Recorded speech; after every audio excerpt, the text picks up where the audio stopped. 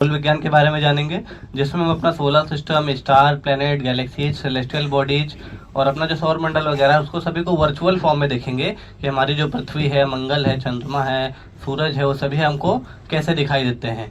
तो सबसे पहले हम शुरुआत करते हैं अपनी पृथ्वी के साथ कि हमारी सुंदर सी पृथ्वी हमको कैसे दिखाई देती है। तो ये हमारी अर्थ है। तो अभी हम लोग देखेंगे कि अर्थ पे हमको ब्लू कलर बहुत ज्यादा दिखाई दे रहा है ना। तो ब्लू कलर यहाँ पर क्या दिखा रहा है? पानी। और हम अपनी अर्थ को दूसरा किस नाम से जानते हैं? नीला ग्रह यानी ब्लू प्लेनेट के नाम से जानते हैं, क्योंकि हमारी अर्थ पर 71% क्या है? पानी है। इसके अलावा हम देखेंगे अर्थ में हमको और कौन कौन सा कलर दिखाई दे रहा है? हरा कलर है, कुछ येलो ब्राउन एरिया है और व्हाइट एरिया है। तो जो कुछ येलो ब्राउन एरिया है ये दिखा रहा है डेजर्ट यानी मरुस्थल भूमि को ना। और उसके बाद जो ग्रीन एरिया, ग्रीन वाला एरिया है ये दिखा रहा है फॉरेस्ट यानी जंगल। फिर उसके बाद जो व्हाइट कलर हमको बहुत ज्यादा देखने को मिल रहा है ना, व्हाइट कलर यहाँ क्या दिखा रहा है? बादल, क्लाउड्स। और हमारे उत्तरी ध्रुव और दक्षिणी ध्रुव पर क्या होता है? बर्फ होती है। तो ये हमारा उत्तरी ध्रुव और दक्षिणी ध्रुव। उत्तरी ध्रुव है हमारा आर्कटिक और दक्षिणी ध्रुव कौन सा है? अंटार्कटिक या अंटार्कटिका। चलिए, तो ये हमारी अर्थ है। अभी हम लोगों ने देखा तो हमारी अर्थ में हमको बहुत ज्यादा डाइवर्सिटी देखने को मिल रही है। तो हमारी अर्थ है एक सोलर सिस्टम का पार्ट है और हमारा सोलर सिस्टम एक गैलेक्सी का पार्ट है यानी एक आकाशगंगा का हिस्सा है। तो पता है हमारा सोलर सिस्टम किस गैलेक्सी यानी किस आकाशगंगा में आता है? मिल्की वे गैलेक्सी। हमारा पृथ्वी किस में आता है? मिल्की वे गैलेक्सी में। और ये करोड़ों तारों का एक समूह होता है। तो देखते हैं मिल्की वे गैलेक्सी कैसे दिखती है। तो ये मिल्की वे गैलेक्सी है जिसको हम लोग हिंदी में दुग्ध मेखला आकाशगंगा के नाम से जानते हैं। अब इसको दुग्ध मेखला या मिल्की वे क्यों बोलते हैं? अगर कभी देखिएगा आसमान साफ होता है तो हमें एक व्हाइट कलर की चमकती हुई पट्टी बिल्कुल दिखाई देती है ना। आसमान में देखा है कि नहीं कभी? वो कैसे दिखती है? दूध जैसी। इसीलिए इस गैलेक्सी का नाम पड़ गया है मिल्की वे गैलेक्सी यानी दुग्ध मेखला आकाशगंगा। और ये इतनी बड़ी है कि इसके अंदर लगभग 200 से 400 करोड़ तारे इसमें पाए जाते हैं। सोचो, इतने बड़े तारों के समूह में क्या हम अपना सोलर सिस्टम ढूंढ सकते हैं कहीं? अपना अर्थ, प्लेनेट, जो अदर प्लेनेट उनको ढूंढना पॉसिबल है? नहीं, पॉसिबल नहीं है। तो हमारी जो गैलेक्सी है इसमें एक बहुत बड़ा ब्लैक होल पाया जाता है। ब्लैक होल का नाम सबने सुना होगा। तो हमारी जो गैलेक्सी के बीच में एक होल पाया जाता है, ब्लैक होल, उसका नाम है सैजिटेरियस ए स्टार। वो इतना बड़ा ब्लैक होल है कि जितने भी तारे हैं सबको अपनी तरफ अट्रैक्ट करके रखता है यानी बैलेंस करके रखता है। क्योंकि हमारा जो पूरा सोलर सिस्टम है किस पे डिपेंड करता है? गुरुत्वाकर्षण पे। अगर गुरुत्वाकर्षण नहीं होगा तो सोलर सिस्टम नहीं होगा। मतलब सभी चीजें क्या होंगी? एक दूसरे की तरफ बैलेंस है ना, क्योंकि वहां पर क्या काम करता है? गुरुत्वाकर्षण बल काम करता है। तो हमारी पृथ्वी जो है इसके सेंटर से लगभग 26,000 किलोमीटर दूर है। कितना दूर है? 26,000 किलोमीटर। तो अब हम अपने सोलर सिस्टम के स्टार को देखते हैं। हमारे सोलर सिस्टम का स्टार कौन सा है?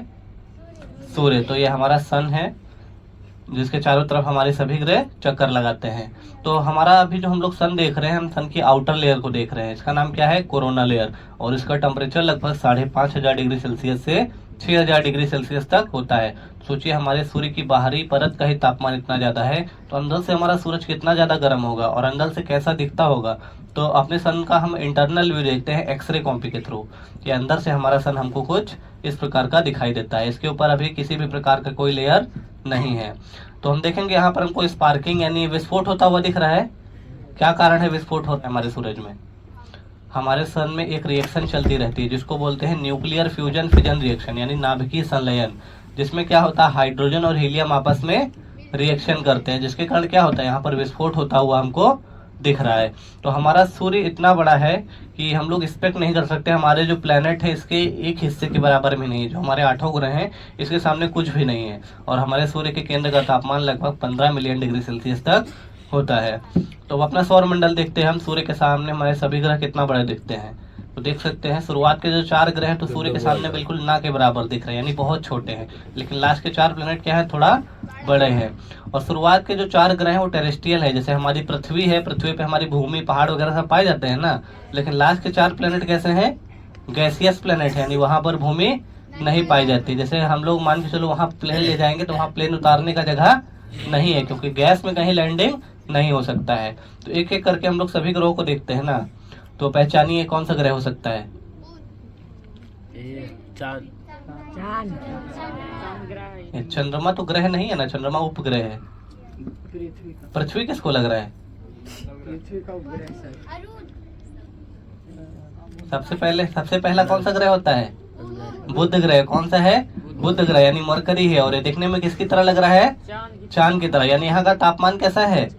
ठंडा है। ये तो सन के सबसे ज्यादा पास में है, तो उसको बहुत ज्यादा गर्म होना चाहिए, लेकिन ये फिर भी ठंडा दिख रहा है। क्या कारण हो सकता है?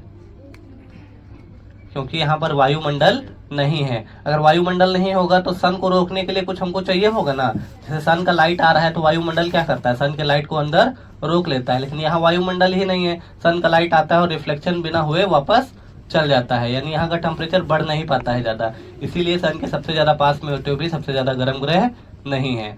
इसमें जो हमको छोटे छोटे गड्ढे दिखाई दे रहे हैं, इन गड्ढों को हम लोग बोलते हैं क्रेटर्स। क्या बोलते हैं? क्रेटर्स। अच्छा, बुध ग्रह क्या है? हमारे सौर मंडल का सबसे छोटा ग्रह है और सबसे हल्का ग्रह भी है। अच्छा, कोई बता सकता है यहाँ पर एक साल कितने दिन का होता है? 365 तो हमारी पृथ्वी पर होता है, हमने इसका पूछा है। बुध ग्रह पर एक साल होता है केवल 88 दिन का। कितने दिन का होता है? 88 दिन का। ये 88 दिन में सूर्य के चारों तरफ परिक्रमा पूरी कर लेता है। हमारी पृथ्वी चंद्रमा से, सूर्य से बहुत दूर है, यानी उसका रास्ता बड़ा है, लेकिन ये क्या है? सूर्य से पास में है, तो इसका रास्ता कैसा है? छोटा है। इसीलिए मात्र 88 दिन में सूर्य के चारों तरफ परिक्रमा पूरी कर लेता है। चलिए, इसके बाद दूसरा ग्रह देखते हैं। दूसरा ग्रह मंगल आता है, शुक्र है। ये है वेनस यानी शुक्र ग्रह। और शुक्र ग्रह हमारे सौर मंडल का क्या है? सबसे गर्म ग्रह है। गर्म होने का कारण है यहाँ का वायुमंडल, क्योंकि यहाँ के वायुमंडल में कार्बन डाइऑक्साइड क्या है? बहुत ज्यादा है। और कार्बन डाइऑक्साइड क्या कर लेती है? हीट को अब्जॉर्ब कर लेती है, ट्रैप कर लेती है। यानी सनलाइट आता तो है सूर्य का प्रकाश, लेकिन वो वापस नहीं जा पाता है अच्छे से। इसीलिए यहाँ का वायुमंडल क्या होता है? बहुत ज्यादा गर्म हो जाता है। जैसे हमारे वायुमंडल में ओजोन परत पाया जाता है ना, वो क्या करता है? सन की लाइट को अच्छे से अंदर नहीं आने देता है, जिससे गर्मी कम रहता है। लेकिन यहाँ ओजोन परत नहीं पाया जाता और कार्बन डाइऑक्साइड बहुत ज्यादा है, इसीलिए यहाँ का तापमान क्या है? बहुत ज्यादा है। इस ग्रह को हम दो और नाम से जानते हैं, पता है किसी को? हाँ, पृथ्वी की बहन, twin sister of the earth. पृथ्वी की बहन, जुड़वा बहन, ऐसा इसलिए बोलते हैं क्योंकि ये आकार में लगभग किसके बराबर है? पृथ्वी के बराबर है। इसके बाद कौन सा ग्रह आता है? इसके बाद हम इसको बोलते हैं morning star and evening star, यानी भोर का तारा और सांझ का तारा। क्योंकि हमको कुछ दिन के लिए जहाँ सूर्योदय होता है वहां पर दिखाई देता है, और कुछ दिन के लिए जहाँ सूर्यास्त होता है हमको यह वहां दिखाई देता है। इसीलिए हम इसको भोर का तारा और सांझ के तारा के नाम से जानते हैं। इसके बाद कौन सा ग्रह आएगा? पृथ्वी। अच्छा, पृथ्वी से आजकल एक बहुत आवाज हमको सुनने को मिलती है, पता है कौन सी आवाज आती है? पृथ्वी की आवाज कैसी है पता है? नहीं पता है किसी को? पृथ्वी से आवाज आ रही है, क्रिस का गाना सुनेगा। कैसी आवाज आ रही है? क्रिस का गाना सुनेगा। चलिए, अच्छा, अगला ग्रह हम लोग देखते हैं ना। इसके बाद कौन सा ग्रह आता है? मंगल। मंगल ग्रह को हम लोग लाल ग्रह या रेड प्लेनेट के नाम से भी जानते हैं। किस लिए रेड प्लेनेट बोलते हैं? क्योंकि हमको रेड दिखाई देता है, लाल कलर का है ना। तो यहाँ का जो लाल कलर है आयरन ऑक्साइड के कारण है। लोहे की किसी वस्तु पर जंग लगते हुए देखा है? किस कलर का होता है? लगभग इसी कलर का होता है। वो क्या होता है? आयरन ऑक्साइड होता है। और मंगल ग्रह पर भी आयरन ऑक्साइड क्या है? बहुत ज्यादा है। इसीलिए यहाँ की सॉइल कैसी है? रेड कलर की है। इसके पास टोटल कितने मून है पता है? इसके पास है टोटल 2 मून। हमारी पृथ्वी के पास एक है, अभी वो दिखाएंगे, लेकिन इसके पास 2 मून है। एक का नाम है फोबोस और दूसरे का नाम है डीमोस। अब हम इसके उत्तरी ध्रुव और दक्षिणी ध्रुव पर देखेंगे तो हमको व्हाइट कलर के धब्बे दिखाई दे रहे हैं ना, जो यहाँ पर ये दिखा रहे हैं कि मंगल ग्रह पर भी पानी है, लेकिन किस फॉर्म में है? बर्फ के फॉर्म में है। अब हमको एक स्पॉट दिखाई दे रहा है मिडल में, सिंगल में, ये एक पार्ट जो उभरा हुआ है बहुत, एक पर्वत है जो हमारे सौर मंडल का सबसे ऊंचा पर्वत चोटी है। यानी हमारे 8 ग्रहों में सबसे ऊंचा पर्वत किस ग्रह पर है? मार्स यानी मंगल ग्रह पर है। ये हमारी पृथ्वी पर पाए जाने वाले माउंट एवरेस्ट से भी 3 गुना ज्यादा ऊंचा है। इसकी ऊंचाई है लगभग 24,000 मीटर। इसको हम लोग माउंट ओलंपस के नाम से जानते हैं। चलिए, अभी हम लोग अपनी पृथ्वी के उपग्रह को देखते हैं। हमारी पृथ्वी का उपग्रह कौन सा है? चंद्रमा। तो हम लोग चंद्रमा को देखते हैं, हमारा चंद्रमा हमको कैसा दिखाई देता है। तो ये चंद्रमा है हमारी पृथ्वी का उपग्रह, जो हमारी पृथ्वी के चारों तरफ परिक्रमा करता है, जिसकी हमारी पृथ्वी से दूरी है 3,84,000 किलोमीटर। अच्छा, इसमें हम देखेंगे हमको एक हिस्सा बिल्कुल चमकता हुआ दिखाई दे रहा है और एक हिस्सा बिल्कुल काले धब्बों से भरा हुआ है। तो हम लोग धरती से कौन सा हिस्सा देख पाते हैं? क्योंकि हम धरती से चंद्रमा का एक ही हिस्सा देख पाते हैं, ये बात तो सबको पता होगी। दूसरा हिस्सा हमको कभी भी नहीं दिखाई देता, क्योंकि हमारी पृथ्वी और चंद्रमा की घूमने की गति क्या है? एक बराबर है। यानी दोनों जो 2 बॉल एक गति से घूमेंगे तो हम उसका बैक कभी देख पाएंगे? नहीं देख पाएंगे, इसीलिए हम चंद्रमा का एक हिस्सा देख पाते हैं। तो बताइए हमको कौन सा हिस्सा दिखाई देता है? सफेद वाला नहीं, हम लोग जो हिस्सा देखते हैं काला वाला हिस्सा देख पाते हैं, इसको हम लोग बोलते हैं मारिया। और जो हिस्सा हमको नहीं दिखाई देता उसको बोलते हैं लूनर आइलैंड। ठीक है, तो अभी जैसे सब लोग तारीफ कर रहे थे तुम बिल्कुल चांद की तरह दिख रहे हो ना, तो अभी कौन चांद की तरह दिखना चाहेगा? दिखना चाहेगा कोई? बताइए, कोई नहीं बोल रहा है, नहीं दिखना चाह रहा है। मून के पास खुद का लाइट होता है कि नहीं होता है? किससे लाइट लेता है? सूर्य से लाइट लेता है। तो मतलब सब लोग तुम्हारा तारीफ करते तो क्या बोलते हैं? तुम चांद जैसे दिख रही हो, तुम्हारे चेहरे पे चमक नहीं है, क्रीम लगा के चमके हुए हो ना, मतलब। अच्छा चलिए आगे बढ़ते हैं, मजाक अपनी जगह है। इसके बाद कौन सा ग्रह आता है?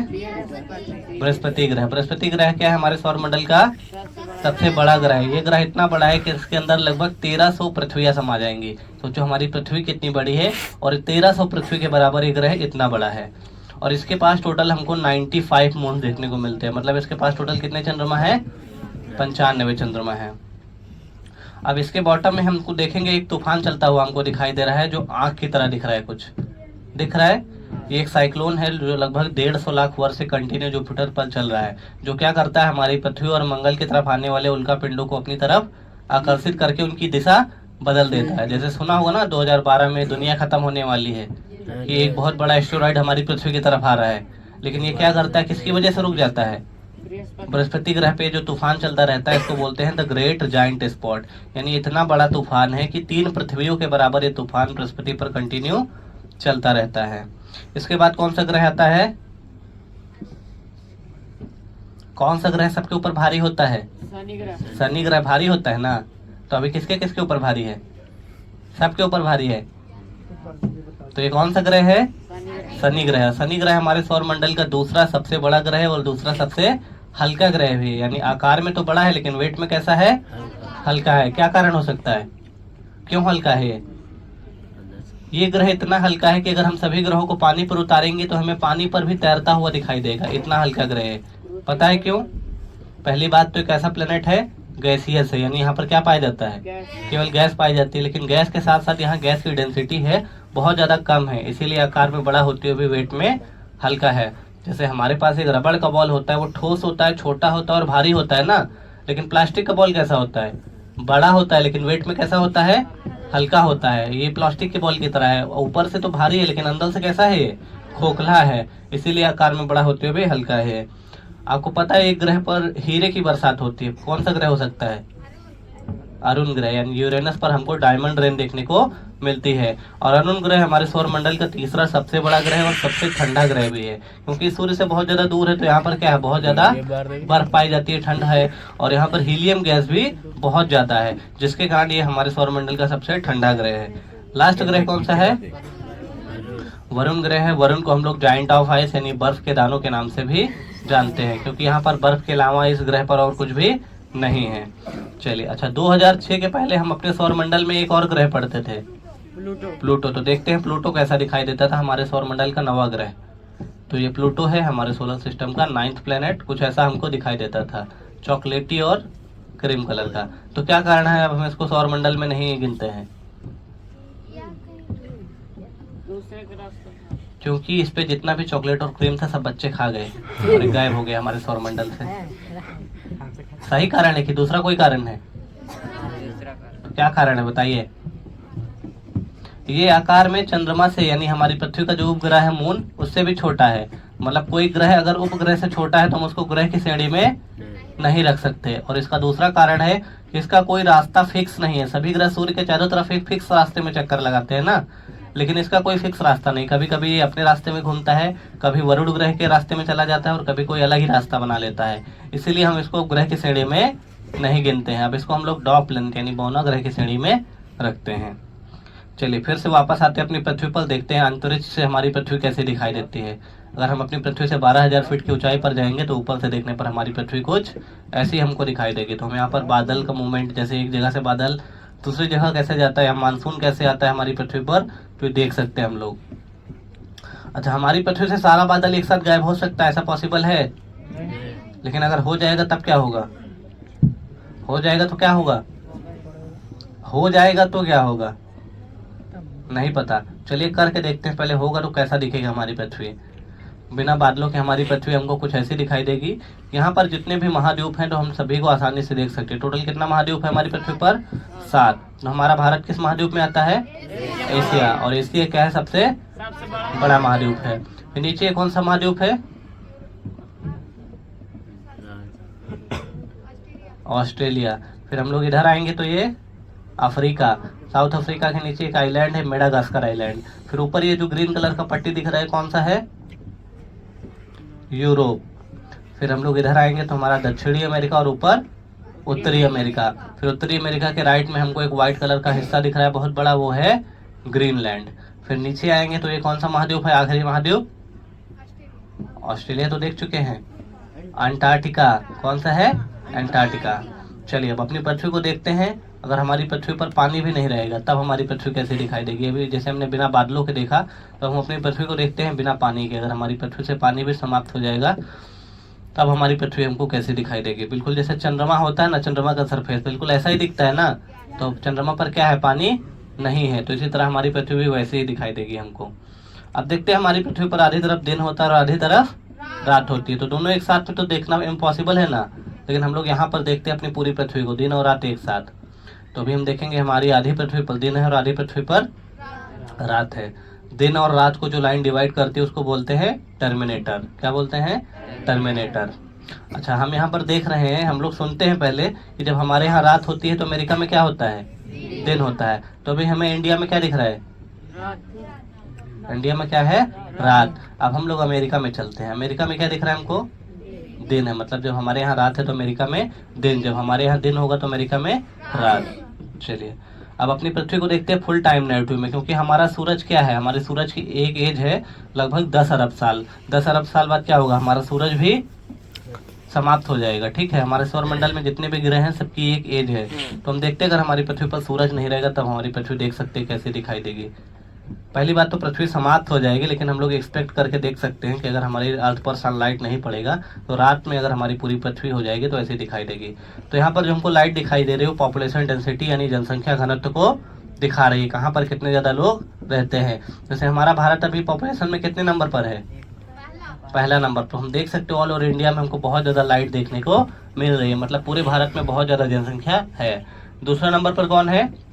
चीन। अच्छा, चीन देखेंगे हमारे ऊपर जो चाइना का हिस्सा है वहाँ पर हमको लाइट नहीं दिखाई दे रही। चीन तो हमसे बड़ा कंट्री है और टेक्नोलॉजी में भी आगे है, तो क्या कारण है वहाँ हमको लाइट कम दिखाई दे रही है? क्या कारण हो सकता है? जनसंख्या नहीं रहती। क्यों नहीं रहती है? एक लड़का बोला था बिजली का बिल नहीं भरा, मोदी जी ने लाइट काट दिया। ऐसा हो सकता है? तो फिर क्या कारण हो सकता है? कोविड हो गया होगा। और चाइना वाले क्या करते हैं? लोकल सामान बनाते हैं ना। दिन में बनाया लाइट, रात में क्या हो गया? टपक गया, फ्यूज हो गया। हाँ, इसका साइंटिफिक कारण है कि हमारे ऊपर जो चाइना का हिस्सा पाया जाता है यहाँ पर एक बहुत बड़ा मरुस्थल है। तिब्बत का नाम सुना है ना? तिब्बत क्या है? एक पहाड़ी एरिया है और डेजर्ट है। यानी डेजर्ट और पहाड़ में रहना कोई पसंद करेगा? मरुस्थल और पहाड़ों में नहीं। तो चाइना के हमको पूर्वी चाइना में हम देखेंगे तो हमको लाइट दिखाई दे रही है। चाइना की 90% से भी ज़्यादा पॉपुलेशन हमको पूर्वी चाइना में दिखाई देगी। अच्छा, ऊपर हमको एक स्ट्रक्चर दिखाई दे रहा है ड्रैगन की तरह बहुत चमकता हुआ। वो कौन सा देश है? बिल्कुल जो लाइन दिख रहा है ऊपर चमकता हुआ सबसे ऊपर, कौन सा देश है? जापान। कौन सा है? जापान के बगल में साउथ कोरिया, नॉर्थ कोरिया, फिर इधर रशिया। फिर हम देखेंगे एक टूटा फूटा छिपकली दिख रहा है ना, 2 हाथ 2 पैर वाला दिख रहा है टूटा फूटा छिपकली। कौन से देश है ये?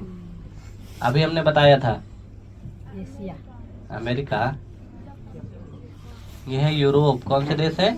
यूरोप महाद्वीप है। यूरोप में जो देश पाए जाते हैं इंग्लैंड, जर्मनी, ये सब देश हैं। चलिए अब देखते हैं हमारी पृथ्वी के एक महाद्वीप दूसरे महाद्वीप से कैसे जुड़े हुए हैं।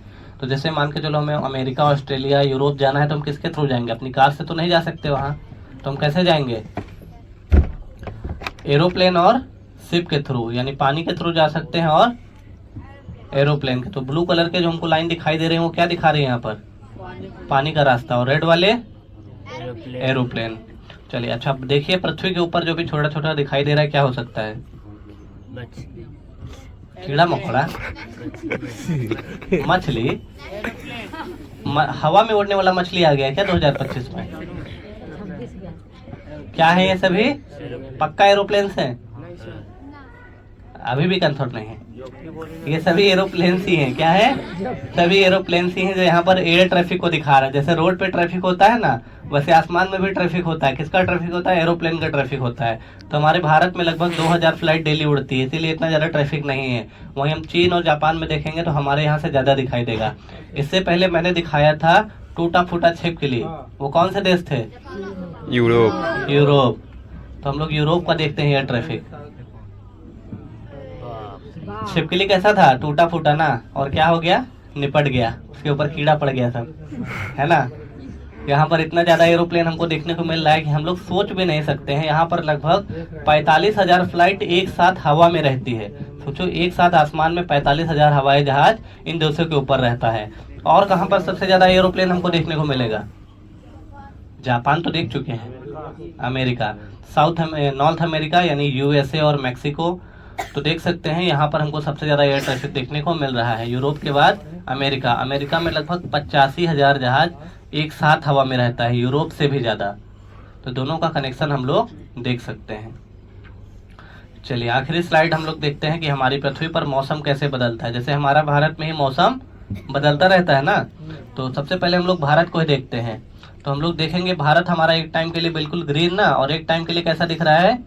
येलो हो जा रहा है, यानी सूखा पड़ जा रहा है। क्यों? जैसे अभी विंटर चल रहा है, विंटर के बाद आएगा ऑटम यानी पतझड़ का मौसम आएगा। पतझड़ के मौसम में क्या होता है? सब पेड़ पौधों के पत्ते झड़ जाते हैं, जिसके कारण हमारा इंडिया कैसा दिखाई देता है? कुछ पीला, यानी डेजर्ट की तरह, यानी पानी की कमी हो जाती है। लेकिन उसके बाद जैसे स्प्रिंग सीजन आता है, बसंत ऋतु, तो क्या होता है? सबसे फिर हरियाली हो जाता है चारों तरफ। अच्छा, हमके भारत के ऊपरी हिस्से में एक छोटा सा एरिया हमेशा येलो दिखाई दे रहा है। कौन सा एरिया है वो? राजस्थान का कौन सा मरुस्थल पाया जाता है राजस्थान में? थार मरुस्थल। कौन सा है? थार मरुस्थल। हमारे ऊपर जो चाइना का हिस्सा है वहां पर आबादी नहीं रहती, मैंने बताया था ना। वहां पर देख सकते हैं एक बहुत बड़ा डेजर्ट है, उसको बोलते हैं गोबी डेजर्ट। क्या बोलते हैं? गोबी डेजर्ट या गोबी मरुस्थल। अच्छा, सबसे ज्यादा बर्फबारी किस देश में होती है पता है? जम्मू कश्मीर। जम्मू कश्मीर देश है कि राज्य है? रूस। सबसे बड़ा देश कौन सा है? रूस। तो हम देख सकते हैं रूस में एक टाइम में बिल्कुल बर्फ से ढक जाता है पूरा रूस, यानी साइबेरिया का नाम सुना है ना? साइबेरिया क्या होता है? ऊपर का हिस्सा साइबेरिया है जो पूरा बर्फ से ढक जाता है। फिर हम लोग इधर आएंगे अफ्रीका में, तो अफ्रीका का ऊपरी हिस्सा हमको हमेशा पीला दिखाई दे रहा है, क्योंकि यहाँ पर हमारी पृथ्वी का सबसे बड़ा मरुस्थल है। पता है कौन सा मरुस्थल? सहारा मरुस्थल। और अमेरिका में, साउथ अमेरिका में आएंगे तो हमको जस्ट अपोजिट पूरा हरा दिखाई दे रहा है, क्योंकि यहाँ पर हमारी पृथ्वी का सबसे बड़ा फॉरेस्ट है। कौन सा फॉरेस्ट है? Amazon forest. अमेजोन फॉरेस्ट को हम लोग दूसरा किस नाम से जानते हैं? लंग्स ऑफ द अर्थ, यानी पृथ्वी के फेफड़ा के नाम से जानते हैं, क्योंकि हमको जितना भी ऑक्सीजन मिलता है उसका 20% ऑक्सीजन हमको कहाँ से मिलता है? अमेजोन फॉरेस्ट से मिलता है। अच्छा, सबसे ज्यादा ऑक्सीजन हमको कहाँ से मिलता है? सबसे ज्यादा ऑक्सीजन कहाँ से मिलता है? सबसे ज्यादा समुद्र से, यानी ओशियन से हमको सबसे ज्यादा ऑक्सीजन मिलता है। चलिए, इसी के साथ शो समाप्त होता है। कैसा लगा आप लोग को शो?